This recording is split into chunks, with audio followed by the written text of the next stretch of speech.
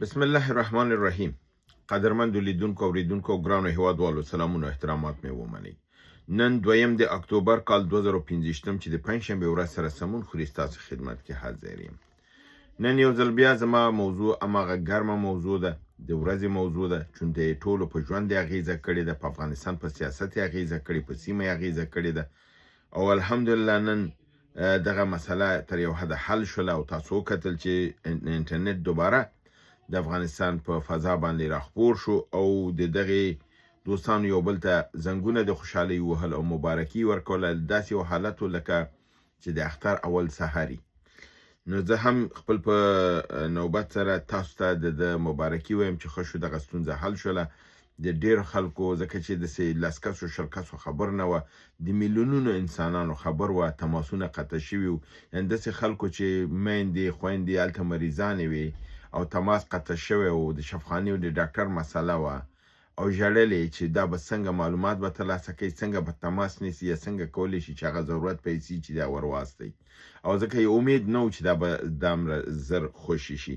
نو د دې بابت نه ډېر زیاته خوشحالي، یعنې باور وکړئ چې په هغه ثانیه کې دا خوشي شو، داسې مسیجونه په تسلسل سره راتلل چې ټولو ماته زه دغه مبارکي راکوله، در حال چې دا زموږ ټولو مشترک یو دغه درد او غم و، ځکه چې په افغانستان باندې یو توره پرده غوندې راغله، تیاره راغله، اړیکې د نړۍ سره قطع شولې، کورنیګانو سره اړیکې قطع شولې او دې خپل هغه کلي تاثیر درلوده. ما په پرونۍ برنامه کې د په ډېرو مسایلو باندې بحث وکړ چې اقتصادي څومره ستونزې دا کوي، خو د دې هغه سیاسي اغیزه اوس چې ګورو د اقتصادي اغیزې نه ډېره عمیقه وه او تاسو وکتل چې د کودتا خبرې وشولې، د وزراو د بندي کېدلو خبرې وشولې، د وزراو د نظربند کېدلو خبرې وشولې، د وزراو د بندي تبدیلیدلو خبرې وشولې، بګرام میدانوي ته د پاکستان او د امریکا کوزیدلو خبرې وشولې. یعنې څه و چې برنامې پې ونه شولې او ما خپل په پرون ورځ برنامه کې تاسو په تکرار سره دا څو ځلې دا تکرار کړ چې دغه خبرونه چې دي دغه موثق نه دي، دغه ټول داسې افواد دي، هوایي دي او هیڅ مرجع نشته چې دا تایید کړي او هغه څوک چې وایي چې دا خبر ما ته لاسته راغلی دی هغه د کوم په اساس باندې وایي چې دا ورته ورغلی، ځکه چې غیر د استخباراتي کړیو نه بل هېچا تماس هلته نه و. نو په دې اساس باندې نن دا د خوشحالۍ ځای و چې الحمدلله ډېر ژر دا مشکل حل شو او د خلکو هغه مشکلات حل شول، د ډېرو خلکو، یعنې باور وکړئ چې داسې خلک نه قسم وو چې دلته یې حواله یې کړې وه او غوښتل چې حواله یو ساعت وروسته ولېږي چې هغه څوک چې دا کوي چې هغه کور ته ورسېږي ته وایي هغه یو ساعت کې نت بند شو، تر نن یې حواله یې لاس کې وه او مریض ورته هلته پروت و. دا ډېره لویه ستونزه ده، دا په هغه څوک یې په دغې پوهېږي چې په هغه باندې دا تېرېږي. راځو دې ته چې د دې سیاسي عمق او اغیزو باندې خبرې کوو، د حکومت په اشتباهاتو باندې خبرې کوو چې ولې فرضاً دغه ستونزه موږ ورسره مخ شولو. ځکه چې نن ذبیح الله مجاهد د اسلامي امارت ویاند راغی او هغه وویل چې د فایبر نوري قطع کېدل دا داسې قطع کړی نه و، بلکې دا د په اساس د ضرورت یو کاري دا مسله راغلی وه، دا موږ مطلق یعنې بند کړی نه و، دا موقتي دپاره د کار دغه شوی چې د هغې په ګفته باندې یعنې کیبل او د دې کې څه خرابی شوی و جوړ کړی دی. خبره دا ده چې اوس که هر بهانه دوی کوي خو دغه عمل چې دوی وکړه دا درست نه و. یعنې دغه خبره چې اوس ذبیح الله مجاهد راځي وایي چې کیبل کې ستونزه وه او د هغې ستونزې لرې کولو لپاره دا کار موږ وکړه. آیا دغه کار دوی مخکې د قطع کولو نه نشو کولی؟ بلکل یې کولی شو. د نظامونو دنده څه ده؟ خپل خلکو ته خدمات او سرویس او دندې د هغې مشکلاتو رسیدګي ده. یعنې حکومت چې دی دا د خلکو خادم دی، د هغې په خدمت کې دی او د خلکو د اعتماد په اساس باندې نظامونه مخکې ځي. نو ته چې هر کار کوي د خلکو لپاره یې کوي، نو ته د خلکو ته مسؤول یې، نو بناً ته باید کوم کار چې کوي هغه باید اطلاع ورکړي. دغه ولې اوله نړۍ ده او دویمه نړۍ ده او درېیمه نړۍ ولې دنیا کې ده؟ د اولې نړۍ فرق دا دی چې خلک افراد خپل په کور کې دي او خپل په دغه کې دي، حکومت ځان مسؤول احساس کوي او دې خلکو ته ځوابدeh دی دا خلک یې سم نه وایي حکومت ته. حکومت خپل کار کوي مګر هر څه نه هم خلک او ملت خپل مطالعې ساتي. په مجرد چې حکومت یو منفي غلط ګام واخلي دغه خلک د کوره وځي او یو مدني حرکت کوي او حکومت ته وایي چې دا کار دی غلط دی. په دې دنیا کې هر کار چې کیږي مخکې دې نه چې کار ته اقدام وشي یو خو فرضاً که سړک جوړی نو بل سړک درته خلاص پرېږدي تا ته وایي په دې سړک مه راځه په دې سړک لاړ شه. که تا باندې اوبه بندوي تا ته د اوبو لاره بله جوړوي تا ته وایي دا اوبه نور نه استعمالول شي دلته پیپ تېرو ته دا اوبه استعمال کړه. که برق پایه خرابېږي بله پایه لګوي دا برق در باندې قطع کوي تا ته د بل ځینه برق درکوي تا ته وایي ته دا برق استعمالوه زه دا کوم.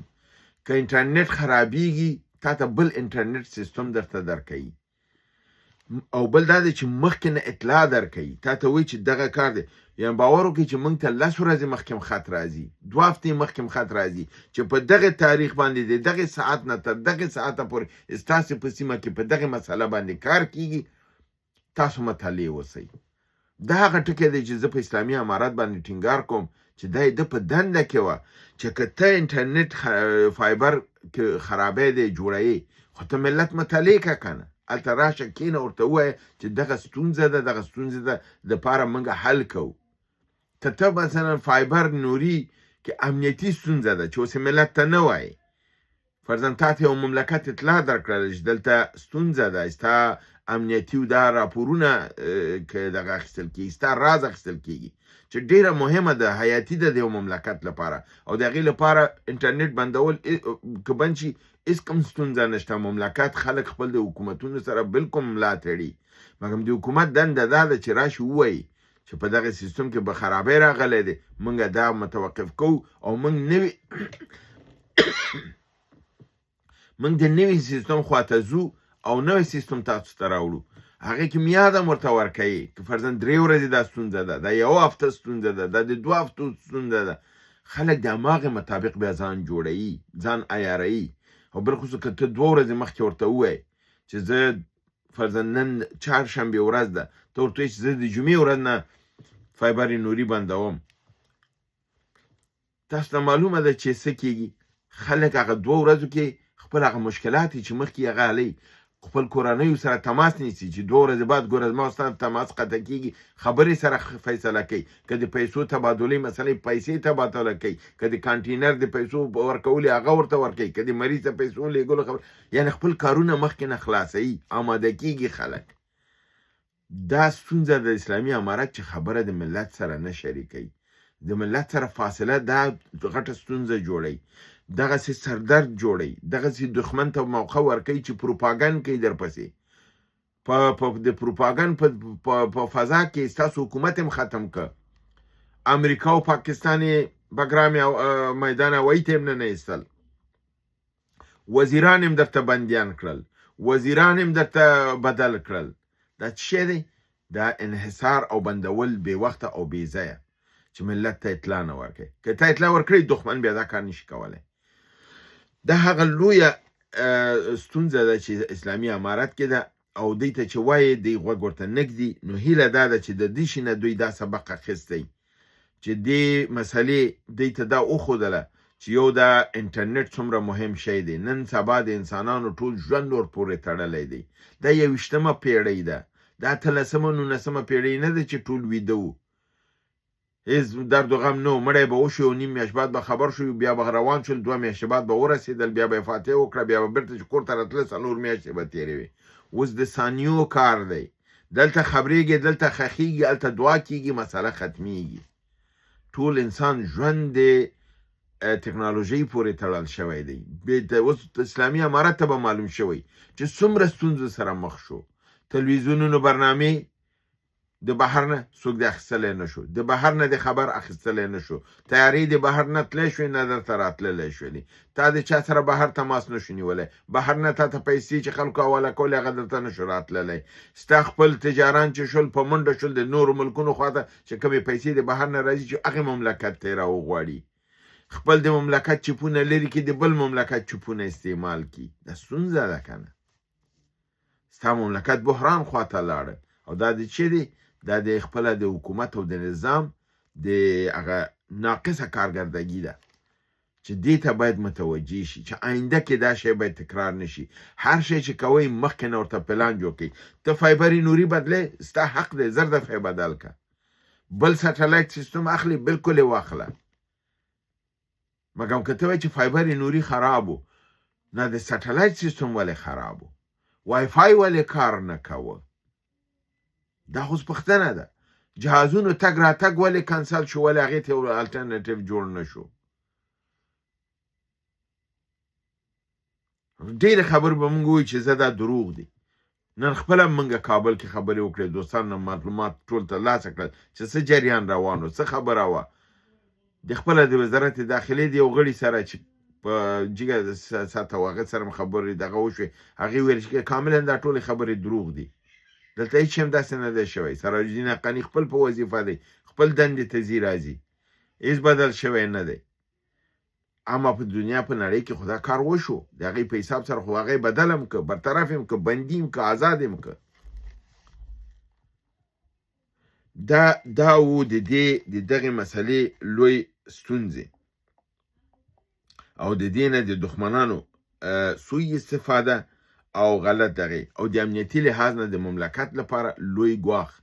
ځکه په داسې حالت کې چې ته مملکت تیارو ته ویسې او انقطاع وکړې، دښمن ډېر په اسانه کودتا کولی شي، ډېر په اسانه باندې خپل اردونه نستلی شي، ډېر په اسانه ستا هغه مراکز.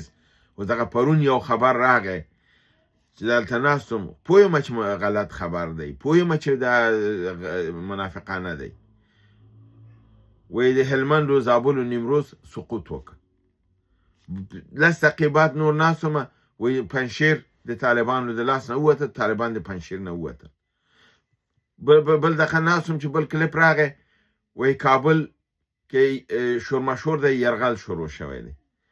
نو که تا تماس نه وي او تا ته مرجع نه وي چې ته څنګه دا معلومات خپل تصدیق کړي دا صحیح دي که دروغ دي، نو تشویش کېږي نه خپل وطن ته، خپل خلکو ته، خپل وګړو ته، خپل نظام ته.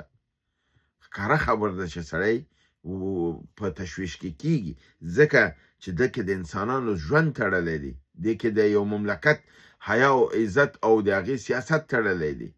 او څوک چې سیاست کې هغه دا ټول رموزو ته ګوري. اسلامي امارت د ورونو ته په ټول هغه احترام سره په دې شي کې ناکام راغلی یاستئ. که دا کار تاسو په هر لحاظ کړی او غلط کار هم وکړه، تاسو په هر لحاظ چې دا اقدام کړی او غلط اقدام هم وکړه، تاسو خپل نظام ته صدمه ورسوله، ملت ته هم صدمه ورسوله، اقتصادي صدمه، ټولنیزه صدمه، سیاسي صدمه، او همدارنګې د سیمې په سطح باندې د هغه خلک چې فرضاً دوستانو ایسته هغه ته په تشویش کې واچول. ټول سره دا تشویش و چې دې نه د مکتب موضوع جوړېږي، امر ثاني مسلې ته به دا ځي، او امر ثاني به والله عالم چې دې نه به څه کېږي. نو آیا د دې ته بیا خلک کېناستل؟ د نیپال کې نظام په څه شي چپه شو؟ 2 ورځې سوشل میډیا باندې حکومت د نیپال پابندي ولګوله، ځوانان یې راوچت شول، د صدر اعظم کور ته یې مور واچو، پارلمان ته یې مور واچو، رئیس جمهور کور پسې هم لاړل. نظام په 2 ورځو کې بدل شو، کابینه مجبوره شو استعفا یې وکړي. د خلکو زور د خدای زور دی. خلک چې ارامه دي، دې معنا دا نه ده چې دې نه غلطه استفاده وشي.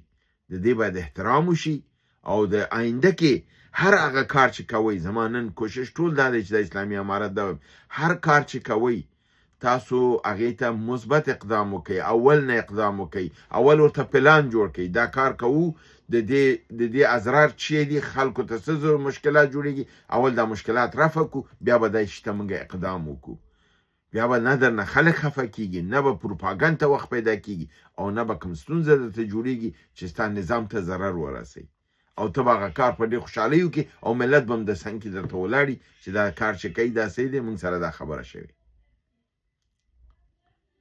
نو هیله ده چې دا خبرې مې د مشرانو غوږو ته ورسېږي، د نظام د اصلاح لپاره، د بهبود لپاره، او په آینده کې داسې کوم مشکله ستونزه چې د ملت په سرنوشت باندې رول بکې، د حکومت په نظام باندې تاثیر اچوي، او په کل کې هغه شیرازه د نظام د کورنۍ او د مملکت خرابۍ د ده نه جلوګیري وشي.